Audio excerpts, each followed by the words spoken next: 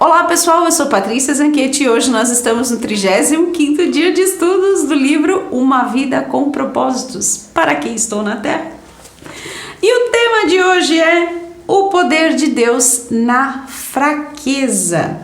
A ideia dessa lição é que a gente possa compreender que nas nossas dificuldades, nas nossas fraquezas, é onde o Senhor nos enche e a gente pode então ser utilizados da melhor maneira possível. Porque quando a gente se sente forte, a gente tem a falsa sensação de que não precisa de ninguém. Mas quando a gente reconhece as nossas dificuldades e as nossas fraquezas, a gente tende a se colocar numa posição de servos, que é para isso que estamos na Terra efetivamente. Essa é a lição de hoje. Eu estou com você e isso é tudo que você precisa. Isso está escrito em 2 Coríntios capítulo 12, versículo 9, primeira parte. Deus realmente gosta de usar pessoas fracas, por isso estou aqui. Se ele gostasse de usar somente pessoas fortes, faltaria gente para o serviço, porque todos nós temos fraquezas, todos nós temos defeitos, e é justamente a percepção dessas características que vão fazer com que o Senhor trabalhe a nosso favor. Nós temos a falsa impressão de que Deus deseja usar somente as nossas virtudes, mas Ele também quer usar as nossas fraquezas para a sua glória. A Bíblia é cheia de exemplos que demonstram como o Senhor gosta de usar pessoas comuns e imperfeitas para realizar coisas extraordinárias a respeito das suas fraquezas. Se Deus só utilizasse pessoas perfeitas, nada seria realizado, porque nenhum de nós é infalível. Ele utiliza pessoas imperfeitas e esse fato é animador para nós, porque justamente sabemos que poderemos ser usados para a obra do Senhor. A fraqueza é qualquer limitação que você herdou ou que não tem meios para alterar. Aqui a gente não está falando em características que nós temos a condição de corrigir se realmente buscarmos desenvolver o fruto do Espírito. Mas aquelas características que realmente nós não temos poder sobre elas, não temos como alterá-las. Essas são as nossas fraquezas. Deus nunca poderia me usar, mas o Senhor jamais será limitado por nossas limitações. Somos como vasos de barro em que esse tesouro é armazenado. O poder real vem de Deus, não de nós. Isso está escrito em 2 Coríntios capítulo 4, versículo 7. Somos tesouros em vasos de barro. Essa expressão, ela é bíblica e ela quer dizer que naquela época as coisas mais preciosas eram colocadas em tesouros de barro e normalmente elas eram enterradas. E para que se descobrisse o que tinha dentro daquele recipiente, era necessário quebrar o vaso e então a riqueza seria exposta. E é mais ou menos isso que o Senhor faz conosco. Nós somos os vasos de barro. Ele nos quebra para que, através dos nossos caquinhos, possa resplandecer a glória e o poder de Deus. Nós não somos nada, só somos instrumentos.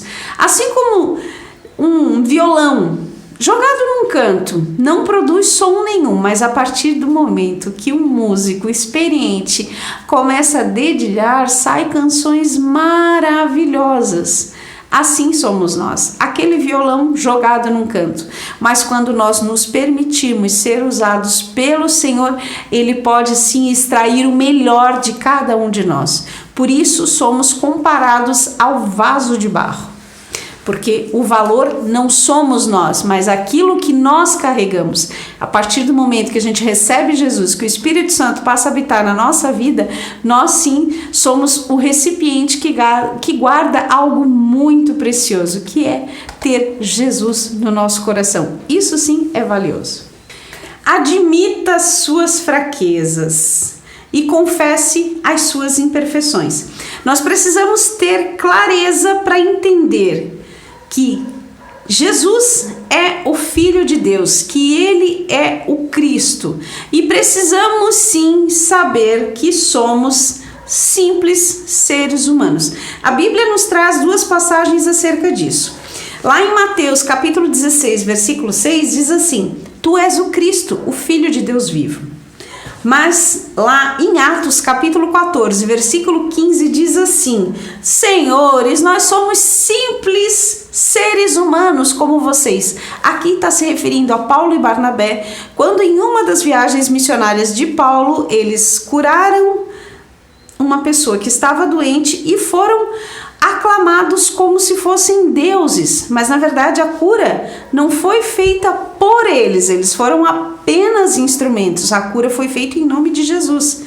Então que a gente tenha essa clareza e essa convicção de que Jesus é o ser supremo, é o Filho de Deus, o Todo-Poderoso, e nós somos meros seres humanos.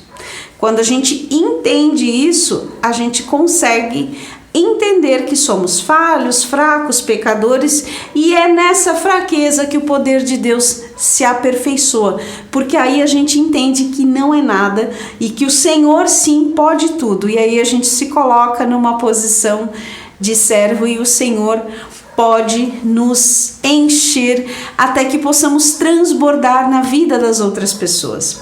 Mas quando a gente já se acha autossuficiente, mas eu não preciso de ninguém. Quando eu confio na minha própria capacidade, eu estou literalmente fadado ao fracasso.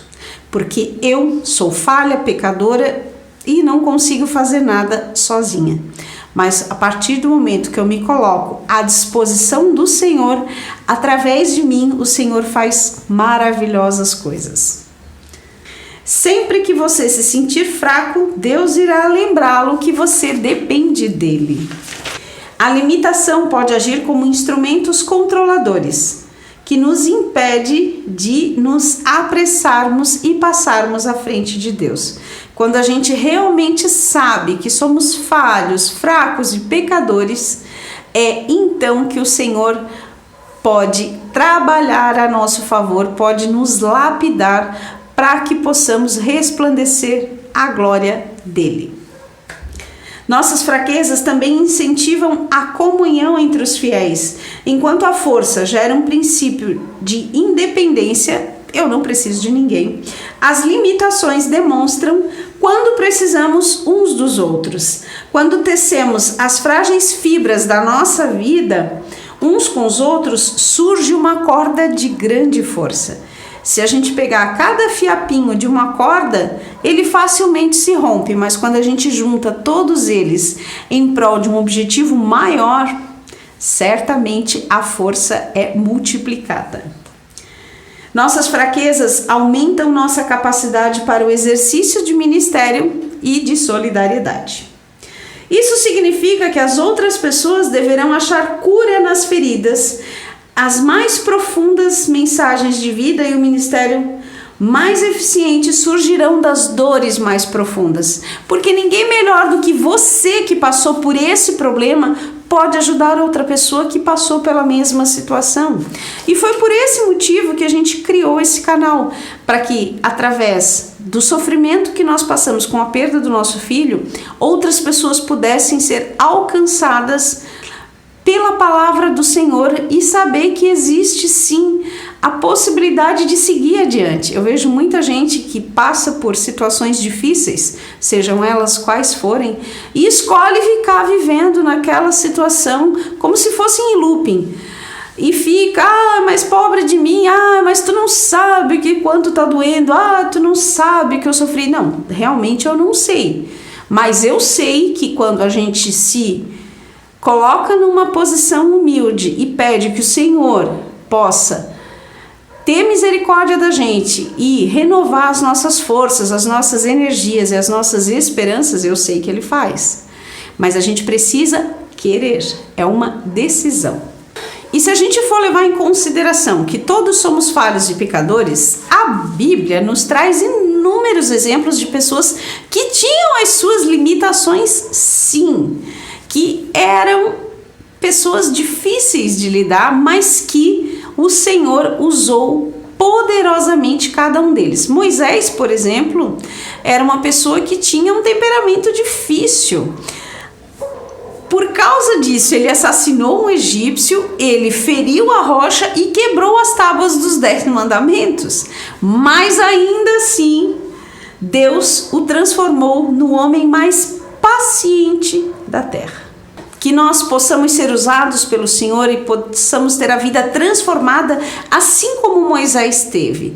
E que o nosso temperamento possa ser abrandado à medida que a gente vai se aproximando cada vez mais do Senhor e que a gente possa realmente desenvolver o fruto do Espírito e que todas essas características possam transformar a nossa vida aqui na terra. Compartilhe as suas fraquezas de forma sincera. As pessoas precisam saber com quem elas estão lidando e se mostrar forte e imbatível, muitas vezes pode transmitir soberba e as pessoas vão acabar se afastando. Mas eu não sou tão bom como ele, então eu não posso me envolver na determinada função. Mas a partir do momento que as pessoas percebem que todos somos falhos, fracos, frágeis, pecadores, fica mais fácil de juntos desenvolvermos um bom trabalho para o Senhor. Paulo deixava transparecer sua vulnerabilidade em todas as suas cartas. Ele abertamente compartilhava suas falhas. Quando quero fazer o bem, não o faço, e quando tento não cometer erros, acabo errando do mesmo jeito. Isso está escrito em Romanos, capítulo 7, versículo 19. Seus sentimentos. Eu contei-lhes tudo quanto sentia. 2 Coríntios, capítulo 6, versículo 11. Suas frustrações.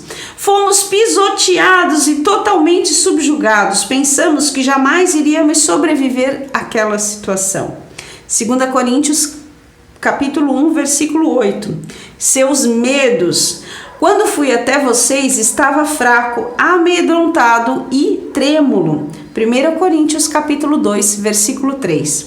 A partir do momento que a gente expõe as nossas fraquezas, assumimos uma posição humilde perante os demais, os outros percebem que assim como eles também somos fracos e tendem então a se aproximar e se dispor a ajudar. Agora, se nos colocarmos num pedestal, numa posição de superioridade, quem vai se dispor a querer ajudar alguém que é perfeito ou se diz perfeito? Poucas pessoas ou ninguém. Agora, quando eu vejo, poxa, essa pessoa tem essas dificuldades, eu tenho as minhas, mas juntos podemos fazer um bom trabalho para o Senhor. E é isso que o Senhor espera. A vulnerabilidade liberta emocionalmente. Quando nos abrimos, aliviamos a tensão e dissipamos os medos, o que é o primeiro passo rumo à libertação. Ter humildade não é se sujeitar ou negar a própria força, mas ser sincero a respeito das próprias fraquezas. Quanto mais fraco você for, mais obterá da graça de Deus.